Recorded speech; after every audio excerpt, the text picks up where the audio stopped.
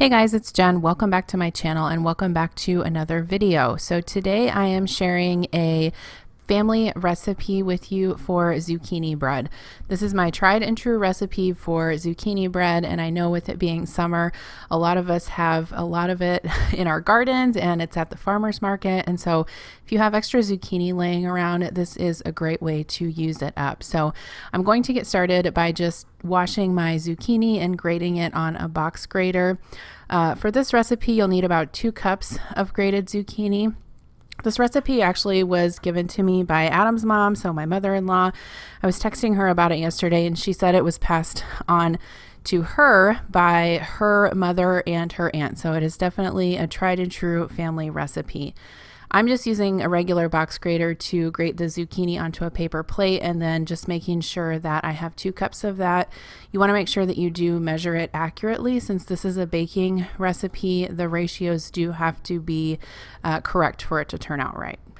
So I'm using my KitchenAid mixer to mix up this bread, and this recipe does make 2 regular size loaf pans of zucchini bread, so keep that in mind. If you don't want to, you can definitely cut it in half, or you could freeze 1 loaf.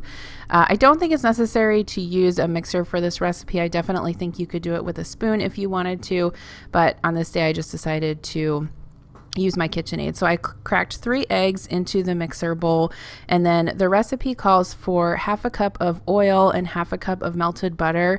I thought I would make this a little bit lighter and substitute applesauce for the oil. Normally you would use like vegetable or canola oil, and it definitely worked fine. I could not tell that I substituted the applesauce. I did go ahead and use the butter, so half a cup of melted butter. I added 3 tablespoons of vanilla as well as 2 tablespoons of light Karo syrup. I'm not sure what the purpose of this is in the bread, if it's for the texture or the sweetness, but either way, don't forget it because this recipe is perfect as is.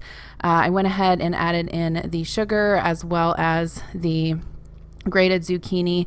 I did substitute some swerve sweetener for regular sugar for part of the sugar in this recipe, just again to cut down on the calories and the sugar in the recipe, since it did take 2 cups worth. But if you wanted to use Splenda or all swerve or whatever you wanted to use, it was fine. I think it would all work out well. So after the wet ingredients are mixed up thoroughly, you can add the dry ingredients. So that is going to be 3 cups of flour, 3 teaspoons of cinnamon, a teaspoon of nutmeg, salt, baking soda, and baking powder. And I will have this recipe also typed out in the description box below if you're interested in copying it, pasting it into a Word document, and printing it off. You will not be sorry. Like I said, this is the most fail-safe, awesome zucchini bread recipe that I have found.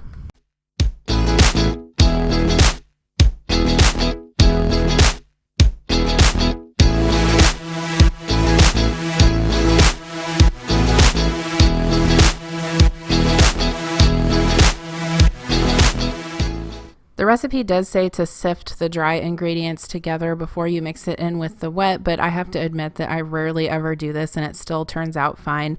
Just make sure that you don't overmix the batter once you add the dry ingredients in. So once everything is combined, you can just scrape down the sides of your bowl and your paddle attachment of your mixer if you're using it. Just make sure that everything is combined thoroughly before you put it into the pans. I have 2 loaf pans here that I am spraying with canola oil spray. You can use Pam or whatever you have. And I like to line these with parchment paper. So just kind of tear off a narrow sheet of parchment paper and use it as a sling in the pan before you put the batter in. This will help you lift the bread out of the loaf pan when it is done cooking. I divided this into the 2 loaf pans as evenly as I could and just smoothed out the top.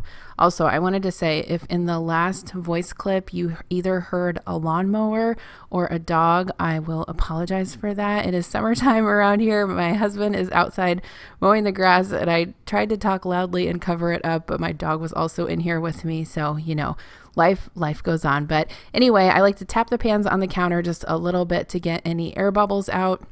And then I will place those in a 350-degree oven. I set the timer for, I think, 60 minutes. The recipe says to bake them for 1 hour to 1 hour and 10 minutes.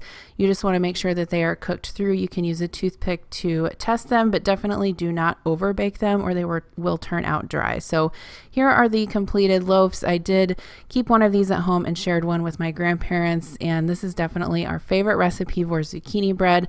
My husband loves it with a little bit of butter, and it's just perfect. So if you try this, I would love to hear your thoughts on it. Thank you so much for watching this video, and I will see you in my next one. Bye.